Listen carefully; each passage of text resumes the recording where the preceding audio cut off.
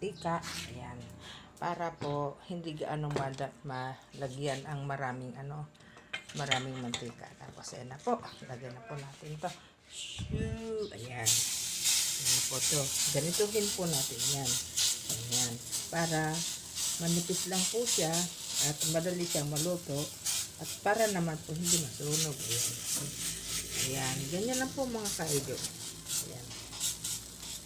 Ito po yung ating ngayon. Doon sa nag-request sa akin kung paano magluto ng maruyang kamuting kahoy. Ayan na po.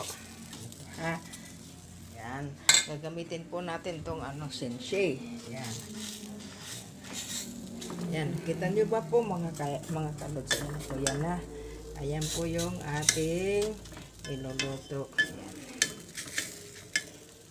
Ayan. Babalik na rin na po natin mga kalods. Para hindi po masunog. Ayan po. Ayan. Whoop! Ayan, ayan mga ka-idol. Tapos, maya-maya lang po. Saglit lang po siya mga ka-idol. Saglit lang po natin lutuin to. Kasi po, masusunog naman po. Ano po. Ayan. Ayan mga ka-idol. Ayan. Whoop!